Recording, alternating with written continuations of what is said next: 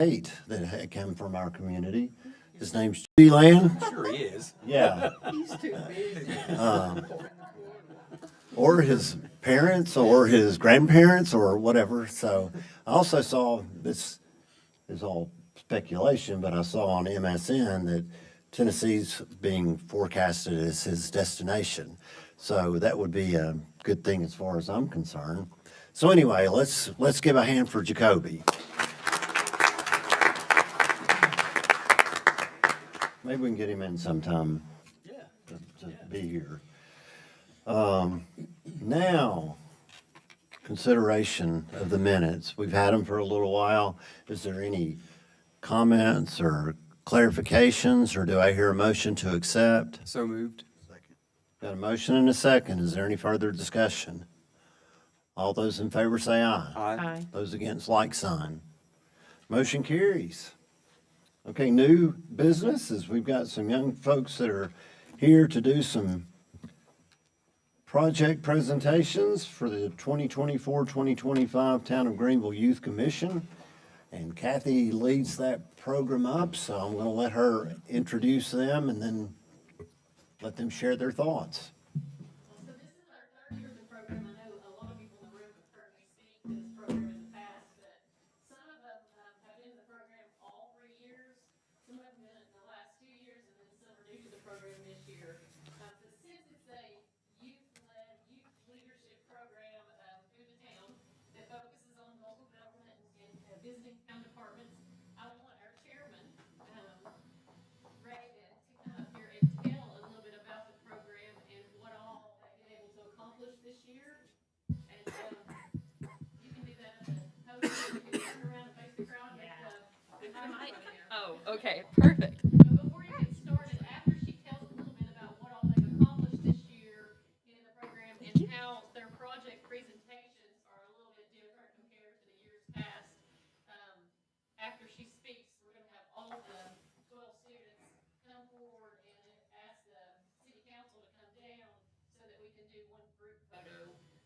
The school year is almost over for them in this program, so they're going to present today, and then at the next city council meeting on April 15th, they will receive their completion of the program with their certificates, and we'll have a reception for them following the city council meeting. So Reagan, I'll let you take it from here. Hi, I'm Reagan Smith. I've been in the program all 3 years. And this year in Youth Commission, we've had a little bit of a different twist. We've always been all about learning more about the town of Greenville and the different departments that we have here and exploring more local history. But this year we got to We've also, oh, sorry, I was not prepared for this. We've also always been able to do a project, but this year we've been able to implement our projects. So both of our two teams, we did a research project. We found a problem in Greenville or something that maybe we thought we should have a little bit more of, and we went out and we did some action and we addressed it. So this year in Youth Commission, we got our names out there. We showed the town just how active our youth can be, and we influence people. So. Tell them a little bit about how, for one, your job shadowing days, your service project this year, and how you presented your project to the engagement. Yes, ma'am. So we each got to job shadow 4 different town departments. So ranging anywhere from fire and police to the library, and everybody got to go to a different place and see what they wanted to see and learn something new. We also got to serve in a service project which we picked out, and we've had that over the past 3 years. So this year we decided to go to the Andrew Johnson National Park and clean graves, and we got to learn about the entire process of doing that and the honor and respect and give thanks to those veterans that served us.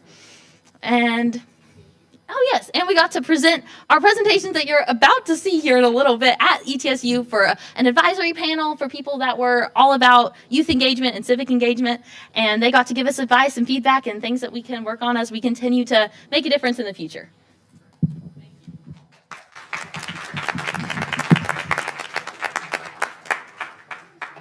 Great group of kids. It's an honor to be a part of this program. I think they can tell you, all of them will say their favorite part of the program is by far doing job shadowing. And I think even Alan, he had such a good time with this past time. He sent me several pictures because I think he was having the best day too. And they got to see a lot of adventure on this last job shadowing day that they got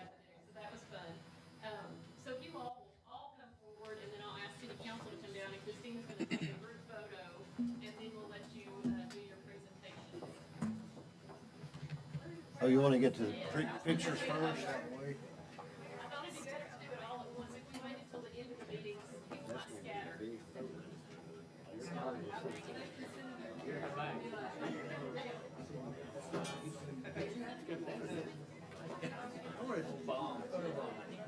I want to stand up here where Jack, I'm that same height as you, Jack. Unusual, the podium's in the way, but we're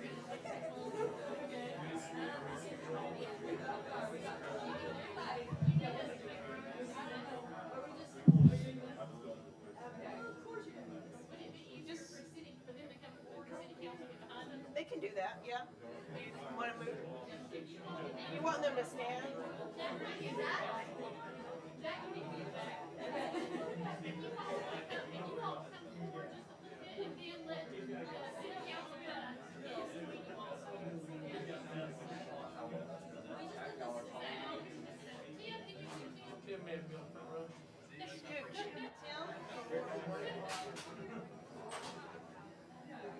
Okay, I think I got everybody.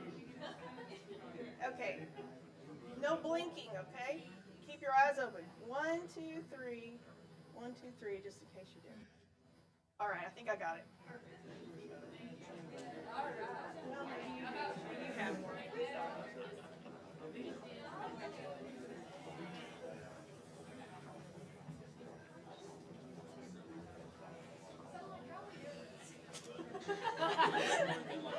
I'm laughing, but it's not funny.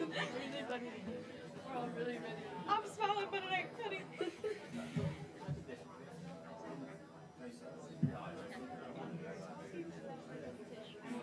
Like, are we like going up to the podium? Like, say past them. Just throw up. And then so are we going like this? We're going away. Go this way this time.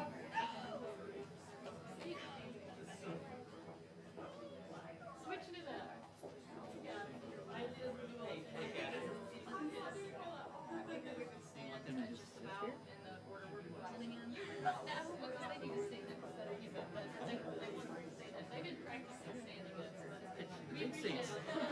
That would be funny. That'd be so funny.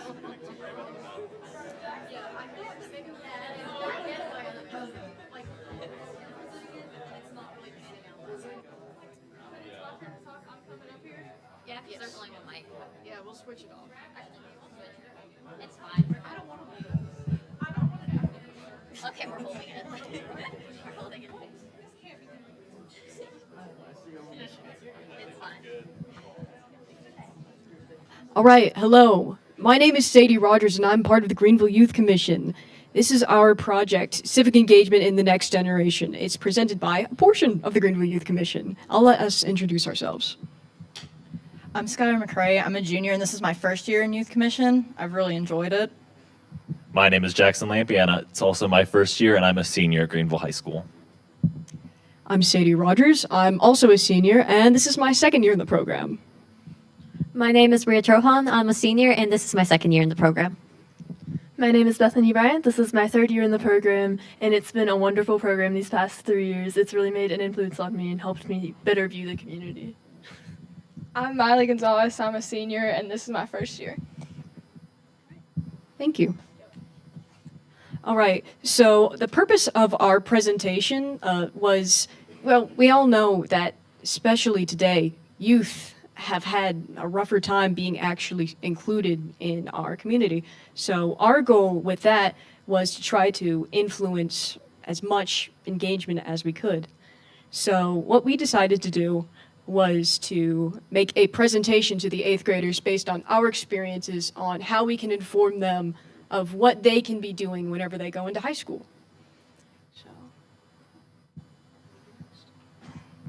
So why is civic engagement and knowledge important? I imagine all of you all have a pretty good idea. You either serve here or you are here at the meeting. So you all have a pretty good idea. But if you look at the youth in the community and specifically the middle schoolers, they just really don't have a good idea of what it means to be civically engaged. So for this slide, we have why is civic engagement and knowledge important. That is more so what we were actually asking the middle schoolers, because we went over there. We wanted to see how much they already knew. We asked them why it was important and the knowledge. Then we sort of went into a lot more engaged. But so specifically, why were we going to the middle schoolers? If you look around here, other than the people presenting, how many young people do you see? Not very many. So we really just wanted to iterate to them why it was important as youth to be able to get your opinion and your voice out in the community so that you can actually make a difference and an impact. One statistic that really pointed out that was only 40% of students in a survey that was done were able to answer 1 out of 4 civics questions. So that really shows how bad some of the civic engagement has been around the nation. 33% had no indication to participate civically in 2024, including voting, which is obviously not really good. It's easy to vote and be civically engaged in many different ways, but so few people wanted to. And 57% were dissatisfied with American democracy. If we compare that to the other numbers, not very many people that have a problem are willing to make a difference. So we really wanted to get people engaged into the community so that they could know how they can make a difference. If there's a problem, work to fix it. Don't just sit back and complain. Tennessee, for the 2022 election, was 51st out of the 50 states in Washington, D.C. for election turnout. So we just really wanted to build up the middle schoolers and help them prepare for the future. So why 8th graders? Jack did touch on that, but introducing them to civic engagement is a good way to prepare them for the transition to high school. It builds awareness of the student government opportunities that there are for them, because a lot of times they just don't know that it's there. It encourages participation in leadership and community programs. Early exposure to civic engagement opportunities helps develop responsibility and involvement in local issues, which Jack touched upon, and shows students how they can actively participate in their community, which is obviously highly important. Without people going out there and offering up their time when they don't have to, a lot of things wouldn't be able to happen around here. And laying a strong foundation for future civic participation is just as important. It encourages lifelong involvement in civic and leadership roles, which is just healthy habits to form. Was pretty much, I don't think we put a slide of it on here, but it was pretty much just us talking about youth council, youth commission, youth leadership, and kind of asking community, because like people always have these issues, but they think it's like, oh, Greenville sucks at this, whatever. It's like, but they don't know like all the things that go into it. So it's kind of important to inform them and make sure that they like build relationships like with our mayor and with our councilmen and everything. So it's important that they know that like, even though they can't vote yet, their voice still matters. So it's kind of just to make an important difference to where you live. So I just touched on this, but we talked about youth council, youth leadership, and youth commission. So when I was in 8th grade, I didn't know anything about anything, pretty much. I just knew about youth council so I could volunteer because I wanted the volunteer hours for the court at graduation. But when I got involved with youth council, I got involved with youth leadership, which is only juniors and seniors. But when I got involved with youth leadership, I learned about youth council or youth commission when I went to the courtyard or the courthouse and learned everything there. And when I figured that out, I was really interested in our government and everything. So that's how I got into youth commission. So we're hoping that with telling them about step by step, they'll want to be in it too. So the impact this presentation had on the students is that we made them aware that these programs exist. And we took a poll at the end, and 22 students were interested to at least participate in one of these programs.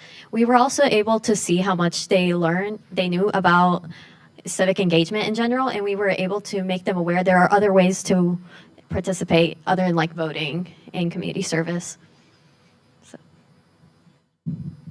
So to wrap it all up, we went to the middle school and we didn't just introduce civic engagement and why it's important to people, but we also introduced ideas for them to get civically engaged, like youth leadership and youth commission, and shared our stories with them to really help encourage them and connect them to our community. And we plan to, in the future, ensure that they have access to these opportunities. Awesome. Any questions? Also, I would just like to add that the 22 that we got, that was quite a large percentage of the sample population that we presented to. Because of how busy the middle school was, we weren't really able to get there in a good time. So we were probably only able to present to about 3 classes, so probably about 50-ish people. So 22 of those, that's a pretty high percentage, and I'm sure that we would see even more reflected if we were able to present to more people. Unfortunately, as you can imagine, getting into the middle school can present its own issue in and of itself. So I wanted to show that that number isn't like 22 out of the entire 8th grade class. Thank you all. Now, any questions? So, finishing 51st out of 51 states of Washington DC in voting, that's really concerning. So we obviously, my generation's obviously messed it up. We said poor shit. So what are you gonna do? What's your generation gonna do to fix that problem so there's voter participation, there's voter engagement? What can you do? Our standards have already touched on voting more, which is a reason that we kind of leaned away towards it and more towards our community focus. But by getting them focused within the community and everything, I definitely feel at least that they will see the changes that can be made in the community and be more inclined to vote for them. Any other comments? And additionally, there are statistics to back that up. The more that they're engaged in just the community in general and other civic engagement, the more likely they are to vote. Also, the numbers were increased for the 2024 election, just per chance, but we weren't able to find the exact statistics for that. But we really wanted to highlight that specifically because it really iterated the point we were trying to make. Yes. I just might want to point out that we also did an afternoon with Justin Reeves at the election office, and they learned not only about the national election, but they learned about local elections and what those number turnouts are, and he provided a great deal of information that I thought was helpful to you all as well. Thank you all. Put it back up.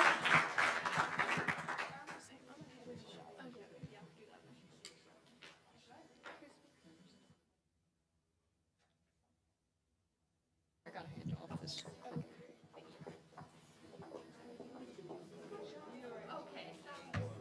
Make sure. One of your slides mentioned Aaron being awesome. Aaron being awesome. I don't want the slide clicker. Shiloh.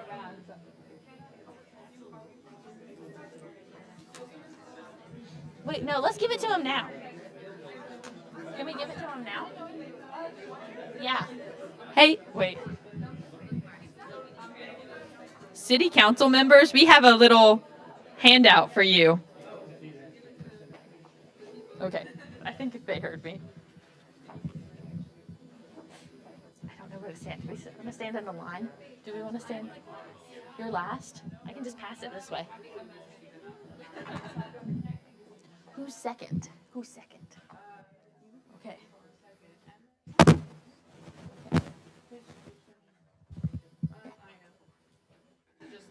Ah, perfect. I think so. I think so. I don't know how to. Okay, sorry guys. Hi again, I'm Reagan Smith. I'm a senior at Greenville High School, and this is my 3rd year in the program. And do we all want to introduce ourselves? Okay. Hi, my name is Shirley Martinez, and I'm a junior, and this is my first year in youth commission. Hi guys, my name's Emma, and I'm a senior at Greenville, and I'm a senior, and this is my first year. I think I already said it. My name's Shiloh, and this is my 2nd year in Youth Commission. My name is Ariana Powell. I'm a senior, and this is my 2nd year. My name is Alexis Morante, and I'm a junior, and this is my 1st year in Youth Commission. Hi. Okay, our group, we're the Book Buddies. That's our team name, and we're standing for our project was PEACH. So it's promoting exploration and chasing horizons. That's a lot of words. We wanted to encourage the youth to learn more about the community. Specifically, we were focusing on the library, which is awesome. We're giving a shout out to Erin. Rah! Okay. She is amazing. And we wanted to raise awareness about community resources because there are a lot of things here that you might not know we have. So, why did we do this? Tennessee is ranked below average amongst other states. I think we're 36 out of 50, and that is not good at all. The Greenville City Schools average on state tests was approaching, which is 2 out of 4, and it's right right where we want to get right over that hump to be in the beats expectations category. The Greene County Public Library is least visited by youth, so our age group, and we wanted to be able to address that and figure out, why are we not going to the library as much? Is it because we're always on our phones? What's going on there? And there's a lack of library promotion of library resource promotion of what the library really has to offer. And again, that's a statistic down there of teens who answered on a survey that we took, that we sent out, of never to sometimes go to the library. And that's a really disappointing number right there. Okay, so our objective and goals. So our main objective was to promote the library to middle and high schoolers. Middle school, I'm sorry. Yeah, and inform students grades 6th grade all the way to 12th grade. Yeah, and yeah, just overall encourage youth involvement. And show all the cool programs that they have and events in the library. Our goal was to have 15 participants go to our event. Okay, so our game plan was to do a scavenger hunt, and Aaron gave us the idea because we thought it was a good idea, a good way to be interactive and go more in depth on the resources. So we had riddles throughout the library at each resource that had more in depth about what the resource did for the library. And so once they solved it at the end, they filled out the survey, which had questions like if they had been before, why they came, and feedback they had on the event. And they also had to put their phone number on it because we entered them in a raffle if they filled out the survey.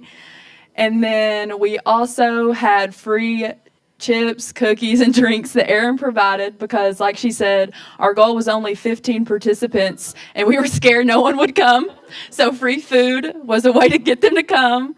And then we also gave them a goodie bag because we really wanted them to like us.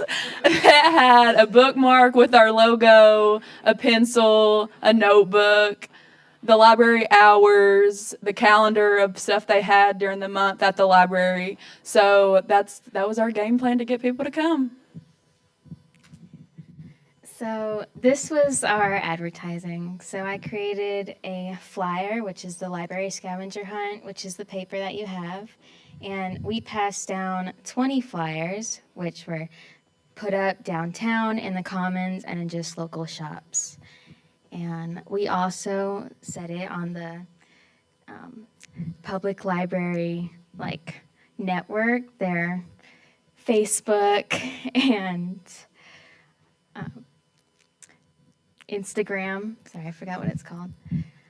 And we also sent out school newsletters on local schools like GMS, GHS, and Highland Elementary, just to pass out the word more, see if parents would grab their kids to come because, you want people to be involved and it's a great way to get kids. 70% of our people were from friends and their families that they brought to us, and 10% saw the flyers and actually wanted to come and participate, and 20% were just people that came in, saw what we were doing, and decided that they wanted to be a part of it too, and they thought it was great. Okay, so now as you can see here, these are the resources that we had highlighted. The ones that are bolded are the ones that people particularly appreciated and learned about, and they reported that in our surveys. And yes, books, audiobooks, and DVDs were one of the most recorded. Here is our data. We had a goal of 15, but we actually got 36, so we surpassed it greatly. We spent in total $109, $110 for all of our goodie bags and materials. And overall, we had a rating of 4.97, which I would say is pretty good. You can see our data. We had multiple age ranges because we couldn't really restrict who came into the library. We tried to invite everybody that we could. And then on your right was all of the reactions that we had on our surveys.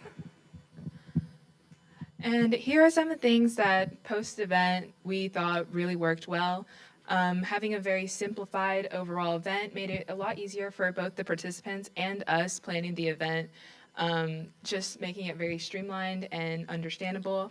Advertisements by word of mouth were also really successful.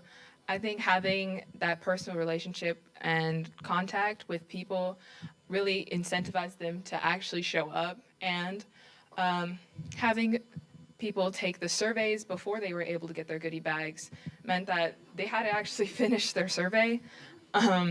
And then the kids' bookmark coloring table was also really successful because once people finished the scavenger hunt, they were able to just sit around and have a bit of like a communal hangout center. And notes for future implement are more difficult, so we would definitely have more pathways of difficulty and making the scavenger hunt longer. The Bolton ones, the first two, are things that were reported in the survey. And we would have also allocated a longer period of advertising because it was around the time where we had snow days. A lot of the advertising got delayed, and we were not able to have an extended period for advertising. It was only around a week that we were able to get our flyers out. So people who already had things planned couldn't come, and obviously it was a snow day. Notes for library improvement.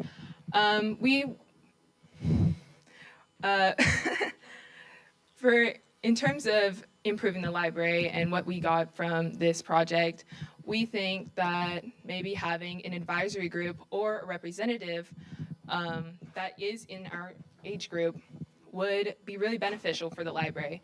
Currently, in terms of people who manage the library, a lot of them are, well, none of them are youth or people in our age group. So we think maybe having a young person or someone in our age group would definitely help promote the library.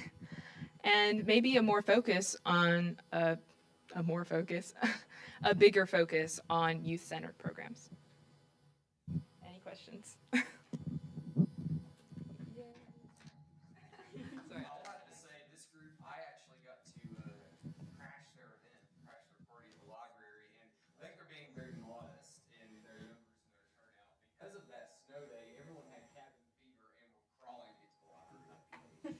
They had a lot of people just coming in, and it was truly a sight to see. So very proud of their efforts, and lots of people had glowing things to say about having something to do on a snow day, but also got a little educational spark out of it.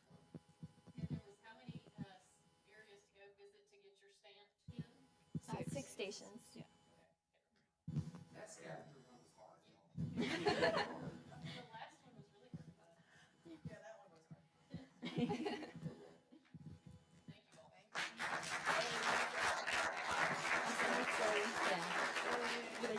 Okay. Also, I have bookmarks for each of you if you would like one. You can put it back.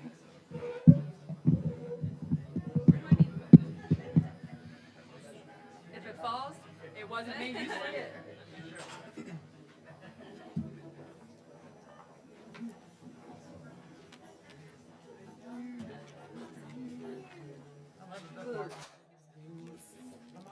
Thank you.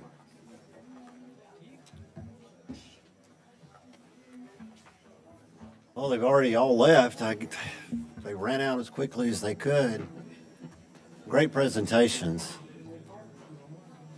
And I sometimes think our youth are falling off the deep end, and then we have presentations like this, and I realize that we're in good shape. How many of y'all use the library? It's a great resource. If you've never done Libby, go see Kat and her people over there and Aaron, and they will help you load it on your iPad, Kindle, phone, computer, whatever the case may be. If they could help me work through it, I'm sure they can help all of us. Also, I missed something else earlier. Just very quickly, I think Alan Shipley might want to come up here and talk about some little activity that took place in the last day or two. Could you and Eric come up? Oh, yeah.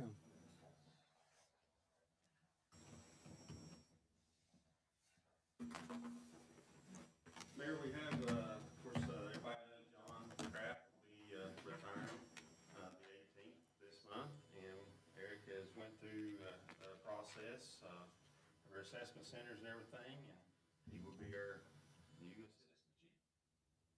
Congratulations.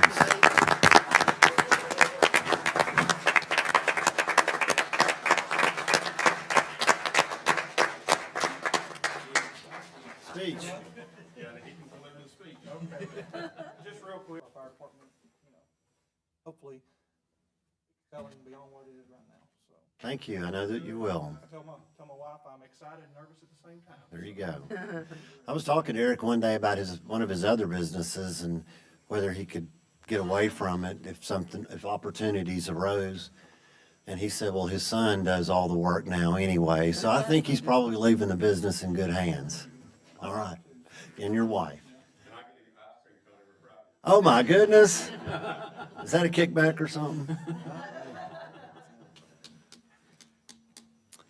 Congratulations again.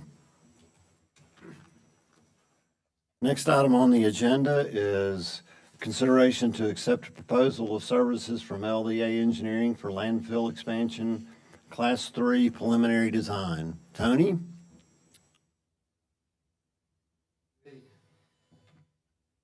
Hey, Tony. One of those, represent this. I'd like to. How's that? Okay, all right. Okay, due to continuous growth, we're facing a new challenge, one we haven't faced in probably over 30 years, besides a vertical expansion in 2011 or so. We will be full in 3 years or under, nearly 10 years less than anticipated. So we're looking at a new landfill cell development. This consists of hiring an engineering firm, LDA, for design, mapping, construction, planning, and all geotechnical testing. I first reached out to Chris Lamb with TDEC, he's the regional manager, and got his advice on an area on the north side of our landfill, which was once used as a demolition area. There should be well over 20 acres, we feel, in that area that will be usable for this purpose.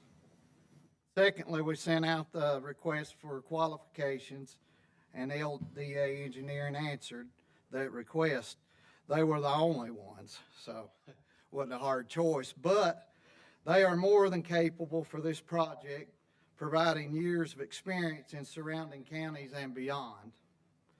We've met several times for discussion, and our initial cost for planning and development and testing will be around $155,000. With us today is Reuben Robinson and Matt Davis. He's the project manager. Matt Davis is with engineering with the LDA. So, got any questions or? The RFQs you sent out, you only had one respond. Yes. How many did you send out, Tony? Just the one for several weeks. No, you didn't send invitations for the qualifications? We don't. Okay. We don't send invitations. We're not required to do that. Is this the old Lamar Dunn? Yes, Okay. I've never met Lamar, but I've been with LEA for 6 years. But yeah, that was the firm's originally Lamar Dunn. Lamar Dunn, okay. Can you just tell us a little bit about your company? Yeah. LDA, we have been in the water and sewer business. I think Lamar started the company in '83, and we expanded to public works, sidewalks, solid waste, engineering throughout the years. The company was bought from Lamar in, I believe, 2011 with Jason Brooks as our CEO. We've done, like Tony said, we are currently working on landfills for Jefferson County, Hamlin County, Blount County. So we have approximately 70 to 80 employees, and we work really just in the state of Tennessee. An interesting story. One of my first days at LDA, I think 6 years ago, I was out doing sidewalk studies here in Greenville. So I'm very familiar with the downtown area from that. But yeah. Any other, I'm happy to answer any other questions, or try to.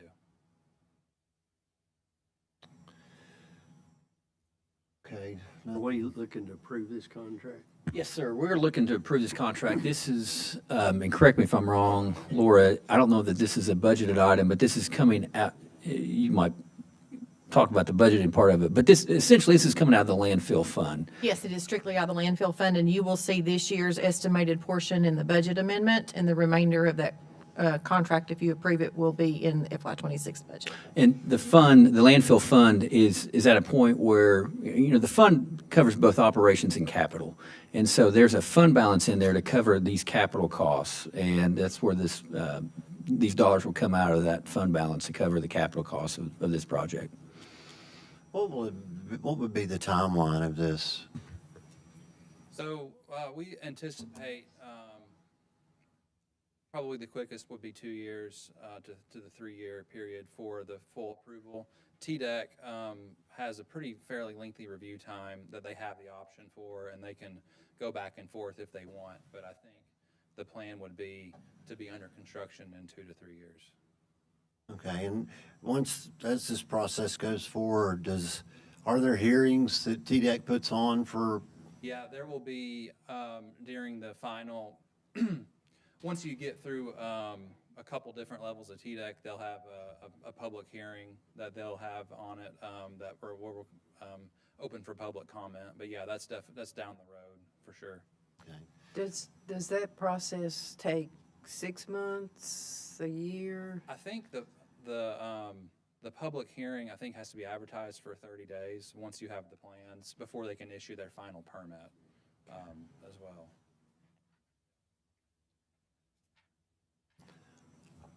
So you recommend this, Tony? Okay. Why are we so far advanced in our years filling it? Basically, growth. We were designed for 50 tons per day, and we're seeing days with over 120 averages. Well, that'll do it. Yeah. I make a motion we approve. We have a motion. Is there a second? Second. Is there any further discussion? All those in favor say aye. Aye. Those against, like sign. Motion carries. Thanks for coming in. Thank you, Tony. Appreciate you.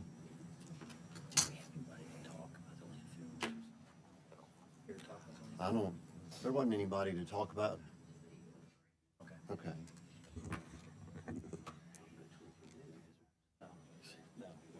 All right, item 8.3 is first reading of an ordinance to amend the fiscal year 2025 budget. I'm going to let Laura talk, and then Mr. Smead, I'll get you up.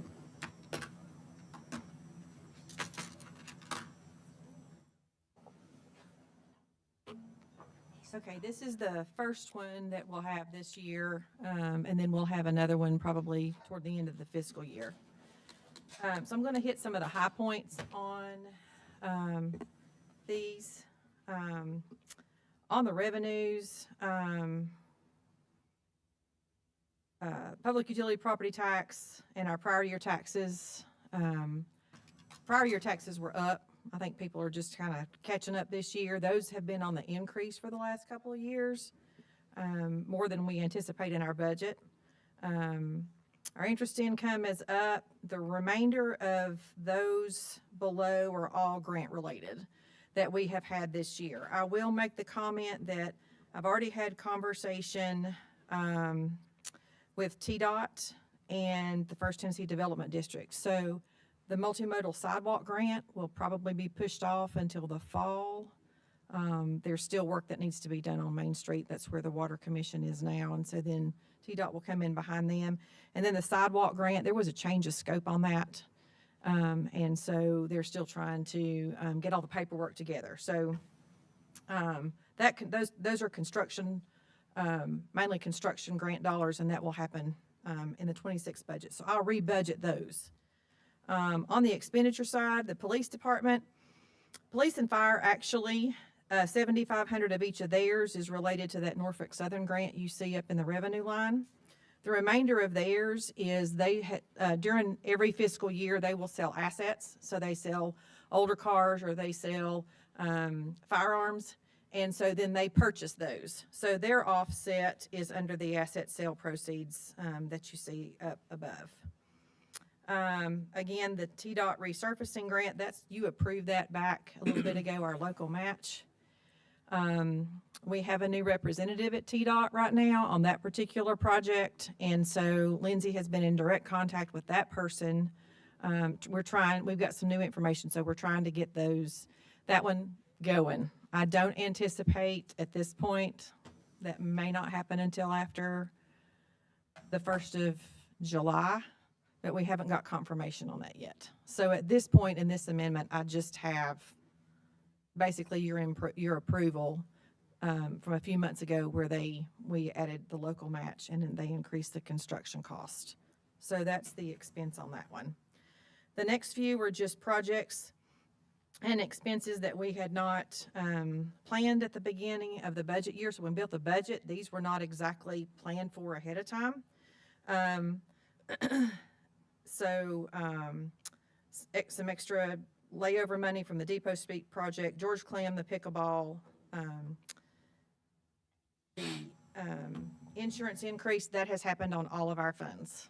It's just the cost of doing business. It's not directly affected by anything. We've not had additional claims or anything crazy this year on the town side or any of our entities. It's just the cost of doing business. Again, those two grants, the expense side is postponed. The last one you see in the general fund, pardon me, is a $100,000 transfer additional to the airport authority. So their meeting last month, March, a few weeks ago, their board approved a request to the town up to $100,000. And so the intent for that money is it would be transferred only what they need up to that amount. That is an operating transfer to them. We don't expect any repayment with their current financial status, and it cannot come from our fund balance. It has to come from our operating budget. So I just want to make sure those points are, that you understand where that's coming from. On down the state street aid budget, we are amending that budget to account for the traffic signal. Originally in the beginning conversations, we were going to have a TIF. We did not, and we actually we are permitted to pay for that out of state street aid, and we have the funds to do that. So Scott and I have taken a really hard look at state street aid. Doing that this year will not impact any of our paving abilities. Those monies come in every year. That's our fuel taxes, and it is reserved for such things as this. You will see on the miscellaneous income, the developer, it has been billed, and so we expect their $100,000 payment on that one to come into state street aid. The landfill, they sold some equipment, and then you'll see the additional $40,000 for this year. That is an estimate on what LDA is going to spend this year on that contract that you just approved. Again, the last portion of it is the airport authority, since they are a component unit of the town for the financial reporting purposes. Their budget amendment they approved on their resolution last meeting has to be included in our ordinance. And so on the revenue side, it does include the proposed transfer from the town, and then their increase again in insurance, their contract lines, and their fuel purchases. And that's the extent of this budget amendment. Does anybody have any questions about anything? I do. On the Main Street multimodal grant, are we completely doing away with that this year? It will not, yes, I will take that out of this year. It will be rebudgeted for next year. And also the, I guess our TDOT resurfacing I know you get tired of hearing this. That's okay. But was it August we approved? It was. August, September? It was probably August or September. They've been quiet since December. And so when we reached out to them again, now we have a new And the representative. amount we approved was 731, 531. Our portion of that is about an additional 180-some thousand for our local match. Well, that's what I'm getting at, because Yes. That actually down on the expenditures, it's 906. So the difference is our local match. The difference between those two numbers is our local match. So the way we budget grants is we budget the revenue and we budget the expense. And the difference, in essence on these is capital projects comes out of our fund balance. And so that's where that difference will come from. Okay. Yes, Thank you. you're welcome.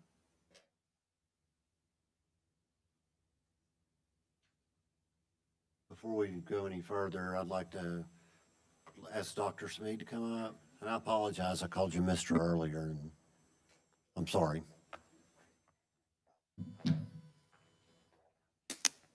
Letting me talk. I'm appearing today as a representative of the Greenville Airport Support Group, trying to get all this read to you in 3 minutes. Mr. Ansley had to be out of town today, our leader. We have concern for the direction of the airport, especially fiscally. My comments strictly related to the airport authority. It's been a long-stated goal of the airport authority that the airport become financially self-sufficient. At the end of fiscal year 2023, the airport fund balance was reported at $458,000. Less than 2 years later, the balance is negative, not counting this $100,000 of infusion from you. From the reports that we have, we can't determine where all this money went. And to this date, there's been no sign of a specific plan to remedy this overspending. We're going to characterize it as overspending. You may not. We would recommend that the town council and the city manager oversee the spending. One significant aspect of expenditures is staffing. The airport installs self-service fuel capability specifically to reduce staff involvement and should allow the reduction of staffing expenses. Increasing the airport revenues will be more difficult.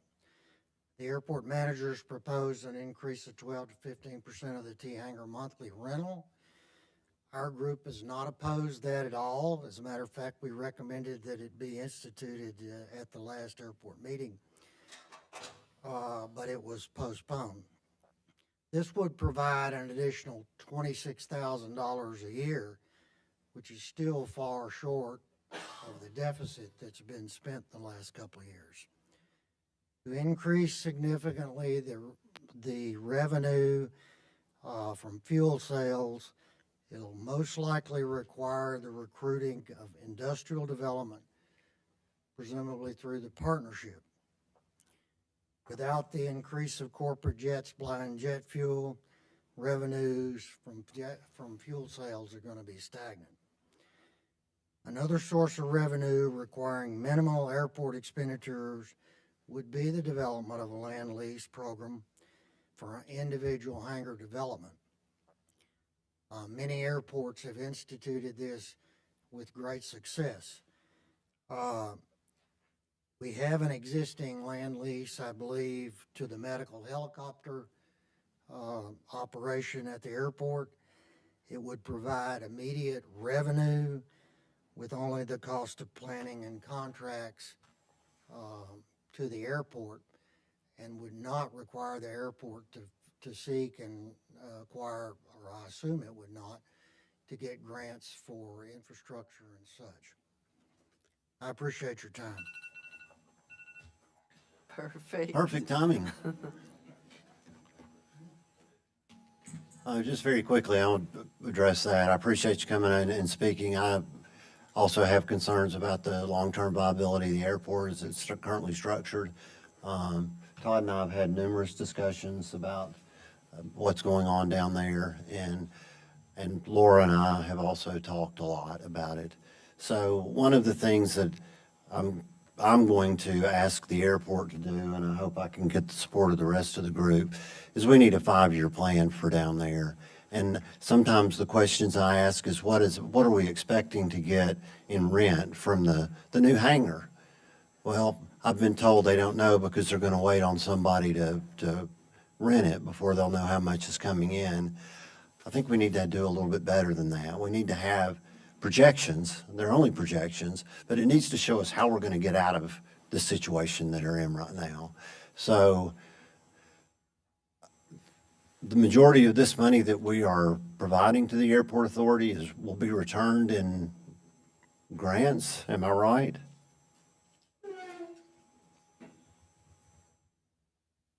No, sir. Okay. This is actually to reimburse the airport for grant matches they've had in the current year. Okay, I misunderstood. So we don't see any of this coming back to us. Sure. Okay. All right. Well, we have a recommendation from our finance director on. Oh, Angie, you want to come up, say anything? Give an update what's going on out at the airport, what you've done this year with the money? Both of you come up.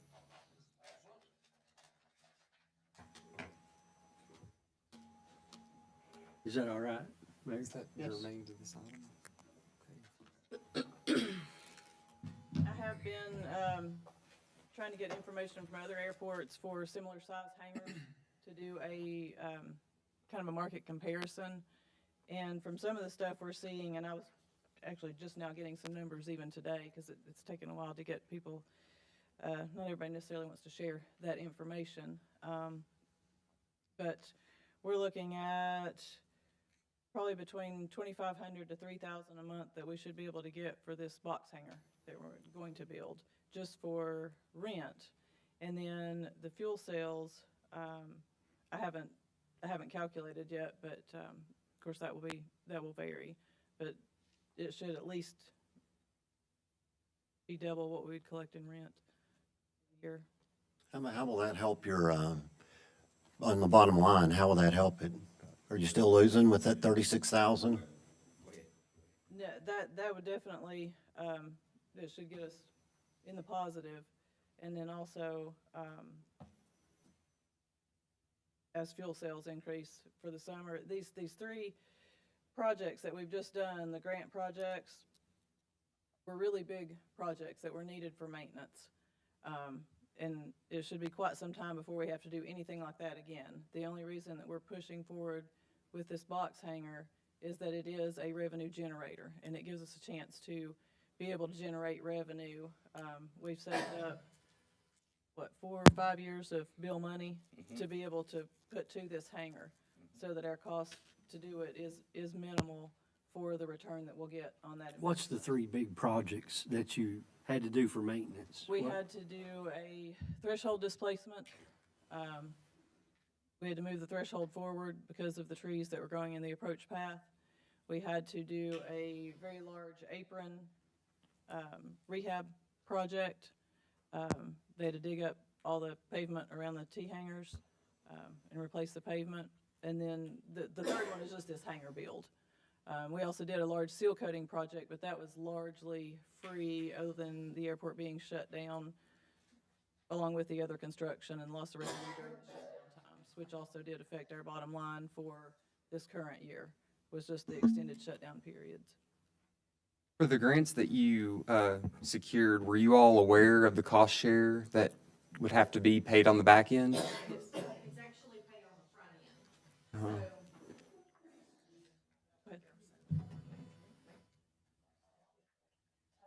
On the aeronautics grants, their local matches are consistently 5%. And so it's 90 federal, 5 state, 5 local. And so the airport aeronautics requires that all of that 5% be paid in advance. If you don't spend your entire grant, there's any of that local match that's left, they return it. That's very rare, but they do return it if we do. So all that has to be paid up front before you ever even start doing anything. What were these maintenance projects? I don't need to know exact, but how much did they total up to?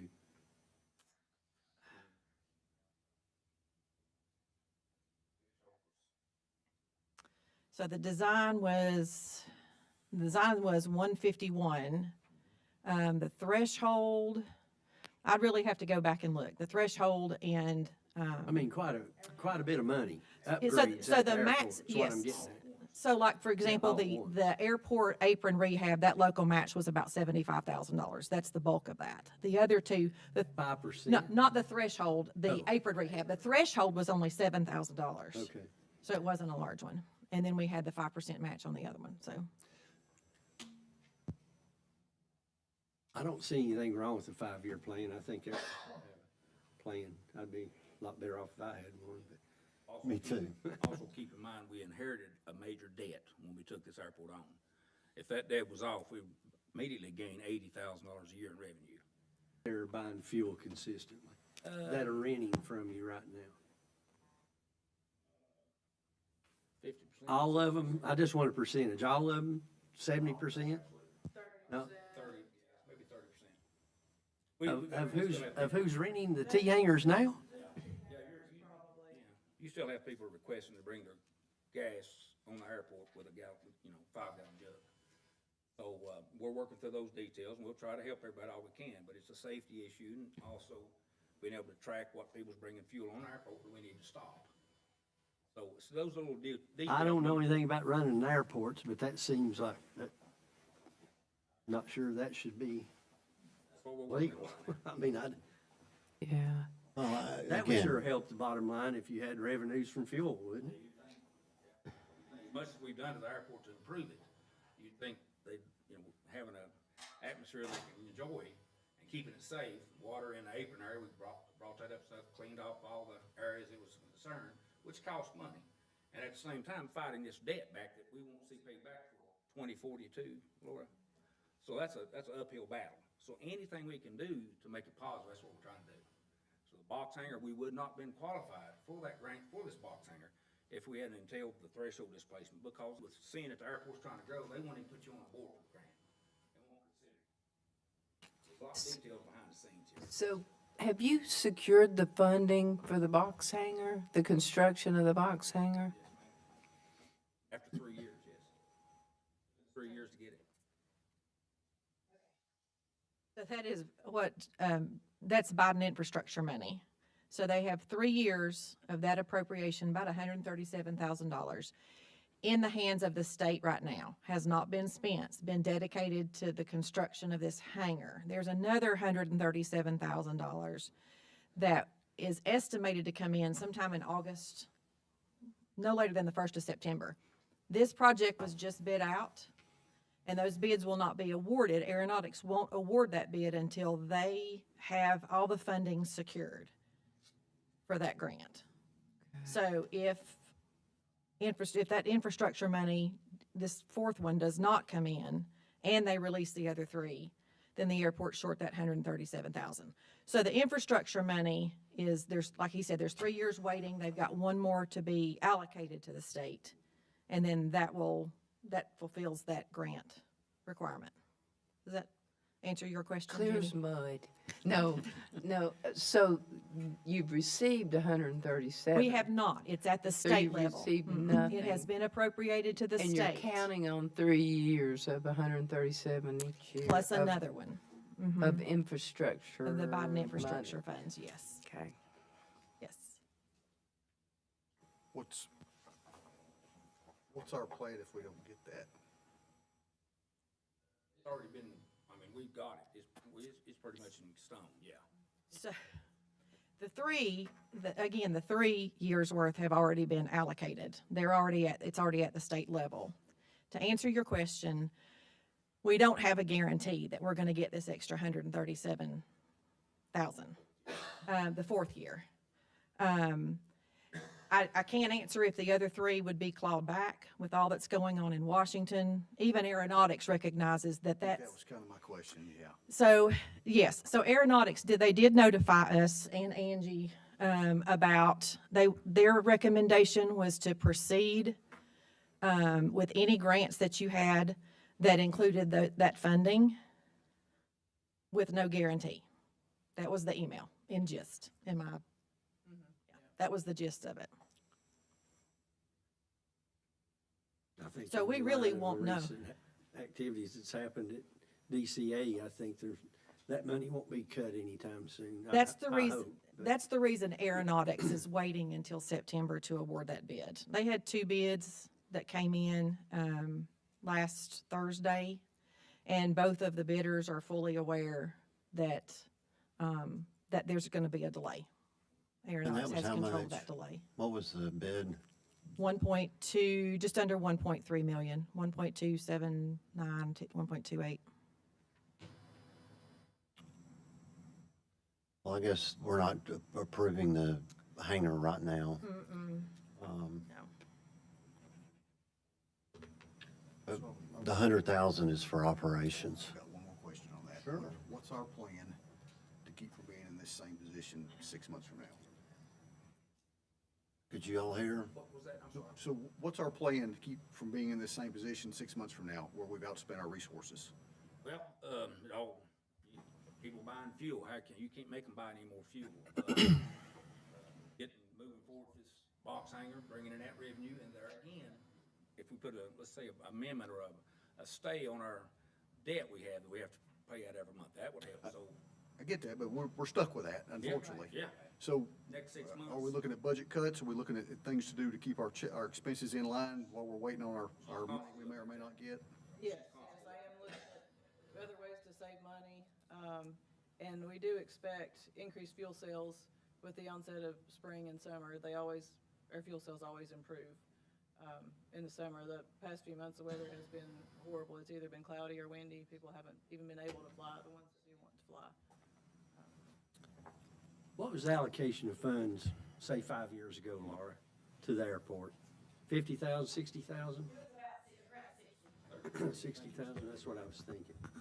And it's been more, right? It was 30-30. So when, Back when the county owned some of it. So, when it became was the a true municipal airport partnership, wasn't authority, the town funds that. Yeah. Their allocation started at 50, and we've gone down every year. So this year was 20. And next year, in theory, would have been 10. That's not what I'm planning on next year, but that would have been 10. But it was 50 where we started. Okay, thank you. Well, I'd like to piggyback off of what the mayor requested, a 5-year plan, viability, just to kind of see what we're looking at. I would also be interested in looking at, while you all are working on a 5-year plan for viability, we could look at what a conceptual plan of what it might look like if the town were to take over authority of the airport. Conceptually, I think it would do us good to compare both and be able to make a decision from there. Okay. Well, again, we've kind of gotten off track a little bit, but, so you're making this recommendation on our budget amendment, Laura? Yes. So I have worked pretty closely with Lindsay, just trying to estimate where we think they're going to end up at the end of this year. And then just to be responsible to our taxpayers, we wanted to make sure that we looked at where they spent this year, what were their largest expenditures, and they were on the grant side.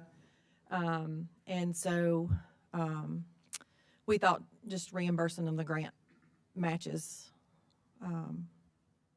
would satisfy at least the cash requirement at the moment.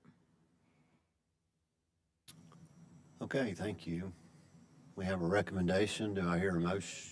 So, We approve the ordinance, our fund amendment. we have a motion. Is there a second?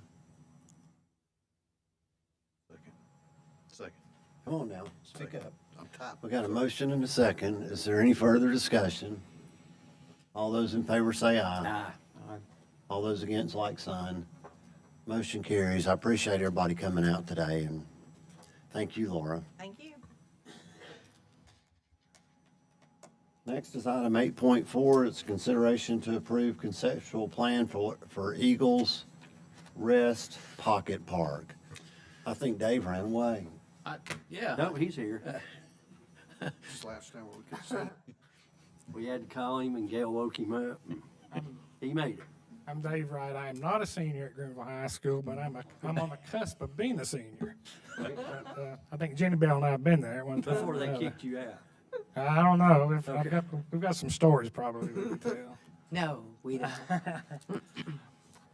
About a little over a year ago, we began the study of the Eagles Rest Pocket Park, and this was maybe the first conceptual drawing that we came up with and presented to the committee. And it basically starts at Main Street in Livingston Building, which opens itself back up to a food court plaza, so to speak. So within that context is nice specimen tree in the center of the park, and then on the right and left, landscaping, some greenery, some benches, tables. A portion of the wall is for an art wall. I think that Jan maybe had come up with several different schemes, and I think it would be an exhibit that changes seasonally maybe. And then again, then we end up basically connecting back to the new parking area back at Crowfoot. Back there we have removable bollards that will allow a food truck to gain access to that park. We have provided a necessary 50 or 60 amp breaker that would provide service to the food truck. And then areas that we could have seating, you could have, casual conversation, you could have, pick and grin on Friday night, things of that nature. So we look at it as a very good link from Crowfoot Alley back to Main Street and vice versa. So we wanted it to be something casual, and then kind of terminate back at Crowfoot with a little bit more definitive answer. We have separated the Livingston property from our property with a 6 foot wall, 3 foot of that being brick, and then on top of that brick wall is a 3 foot decorative gate fencing. So that would help prevent trash and things of that nature from blowing over into the Livingston property. So with that in mind and with that approval, we ended up providing the actual construction documents, which again, they're not as sexy looking as the color drawing, but it demonstrates, what we're going to actually, what we do for the contractor to actually come in and construct the pocket park. That includes electrical. We've got lighting, got nice lighting in there with lamps, and then the festive lighting. Once we get to the back plaza area, we've got outlets that people could utilize and plug the necessary instruments in and things of that nature. We've also provided with a grant, I think from Jan, we've got a drinking fountain that's people and dog oriented. That's basically is on the Main Street side. Again, we've added. We wanted to make again this pocket park where people can casually sit, and then where you could gather in groups as well. So those documents right there would go out for bid whenever y'all would want us to do that. It provides, we've got water back there to hose the area off. We've presented that was shown in that scheme there. And there was some conversation about replacing the grass with mulch. So I think we need something soft in there. I mean, we're going to get a lot of rainwater, and so I think something soft like that, either the grass or the mulch, I think would be appropriate for those spaces. And then Jan has had a good idea. You kind of see spotted plants here and there. I think she's looking at those being in pots. I think the groups of people sponsor those pots, and so those could be basically sitting wherever you wanted those two. So that is basically the short version of the pocket park, and This right here would be a nice gated entrance. This represents Water Street Square. I do not know where that's at, but they've utilized 2 light standards there, and we could see the same connotation there with our name over that situation. So it would be a simple entrance to the park, which again terminates there in Crowfoot Alley. Just a quick disclosure, that signage is not in the initial bid documents, is that correct? So that could be a kind of a Phase B follow-on project Yes, sir. once it's complete. That came up with some more conversation since the drawings have been completed. So this would be, and we've got two important pieces already in hand. I think we've got several pieces of the light standards that we could use probably. We have the standards for it. I mean, it came off of Depot Street. Yeah. Same ones as the festoon lighting's on right now. Yeah, exactly. So I think would be a very nice, very simple entrance to the park. And again, to include what started that park was the Eagles Rest. And I think Well, that park started 25 years ago. Yeah, wasn't it someone's Eagle Scout project? That was John Boyce's boy. Yeah. Both of them, yeah. we did the very first one, and that was a long time ago. Yeah. I think I had a good head of hair back then. I still had the same. What did we budget for this in the fiscal year? Yeah, so we've got $50,000 budgeted. I think the Main Street's got a $25,000 grant to help us out on it. And here's the time. 50,000. So here's the timeline that I'm thinking of. If we get approval from the conceptual design today, we go to bid, and so by maybe the end of April, we've got some pretty good numbers from a bid process that we can come back to you all for next year's budget to make up the difference between what's budgeted in this year's budget and what we can do in next year's budget to complete the entire park. Ultimately, if the timing was perfect, we can go ahead and release the contractor to do the work, and then it covers a couple of fiscal years. Laura May grabbed me afterwards and said, "You're crazy, Todd," and that's okay. But that's kind of the concept: is we release the contractor to start the work, so we get done in this building season this summer. But we may need to budget some money in FY26 to complete the project. Also, we got to remember the ramp to Depot Street. Correct. At least, maybe the engineering on it or conceptual plans. I'm talking about the 10-foot piece of property we acquired last year. Because we had money in there we pulled also, right? We considered it in this current year's budget, and just we had other priorities to. Yeah, I know we pulled the 50,000 on that. Right. Is there a plan for the art wall and the sculpture or anything like that? Like within this conceptual plan, or is This it is just? just an empty canvas that can be changed periodically. They're both brick walls with plaster on them. And, right. I mean, it's. The art wall, that might be a good way while all this is happening to kind of build some momentum, reach out to, we have some pretty awesome artists in our local schools. Maybe they could take their artwork from the electric boxes on the street to the wall on the Pocket Park. As businesses pick up, I think that, well, it's my thinking anyway to tie that. That's why we opened it up right now. Crowfoot Alley needed a way to hit the Capitol Theater. What's going on? 4th of July celebration, New Year's night. I mean, a lot of people park back there. Anything that's going on Depot Street, I hope to use that parking and get to Depot Street and Main Street through these portals.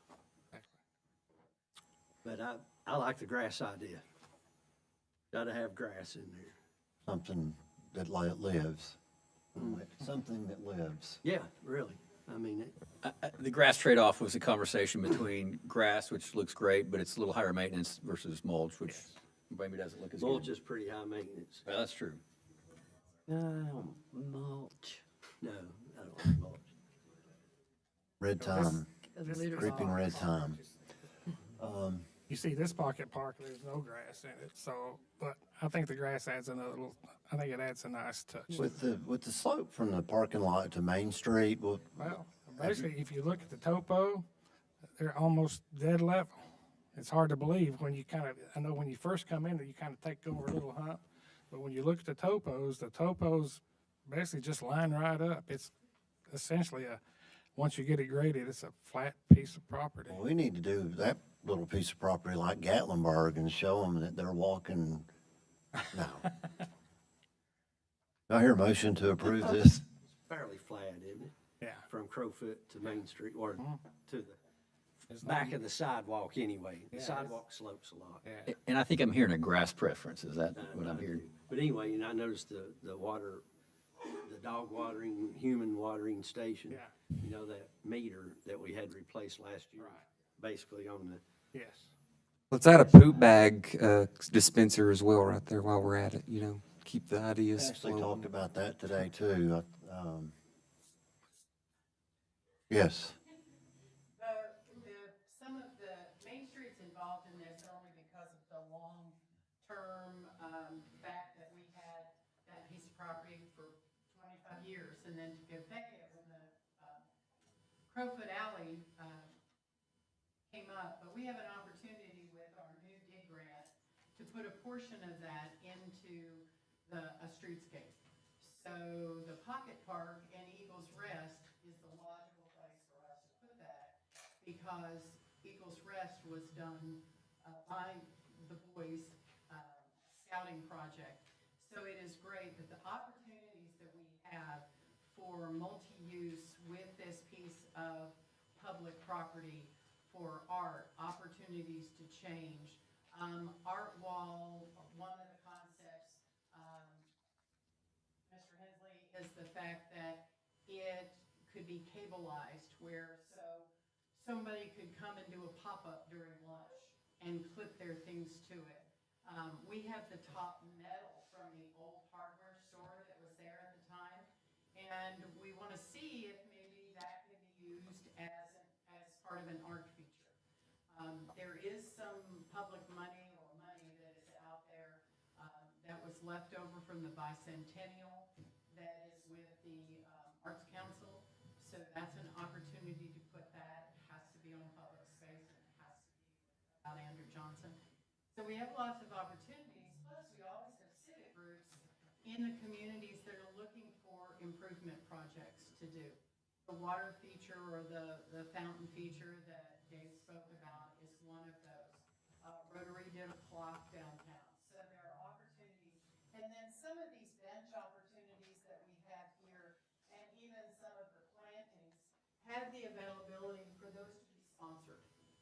So if we can get all of the main infrastructure in, and we kind of look at it like a Cadillac, then we can pull away and take some of those amenities and fund to get the major stuff first.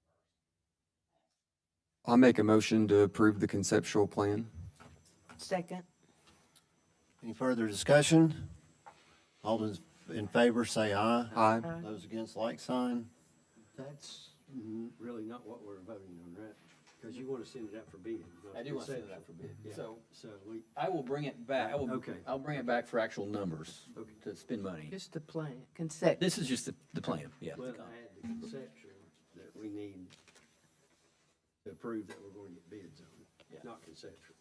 No, it's conceptual. Consideration to approve conceptual plan for Eagles Rest Pocket Park. Yeah, I read that, Yeah. and I'm just saying that, I don't think that's what we want to do, is it? I thought you were wanting to send it out for bids. I am wanting to send it out for bids. That's not conceptual, is it? Well, I guess Okay. we call it what we want, but Okay. I'm not gonna spend, I'm not going to argue with you, but that's fine. That's fine. If But it- I'll vote for that. before we spend money, I will bring it back There you go. Okay. with the I'm good with final that. design. I'm good with that.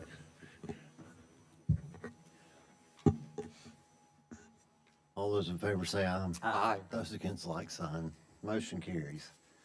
All right, consideration of appointment to the Greenville Parks and Recreation Advisory Board, 4-year term. Butch, you want to come up?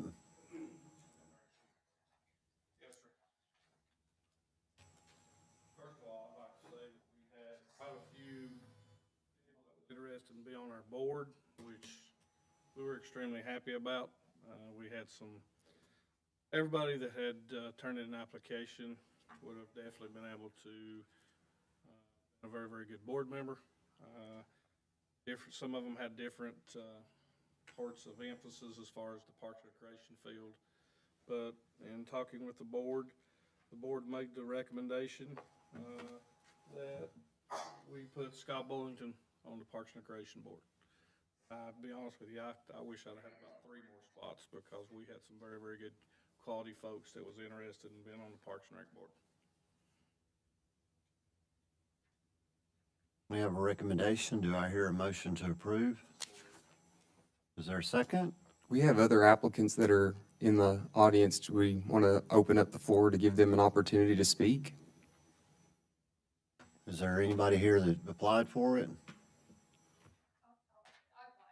Okay.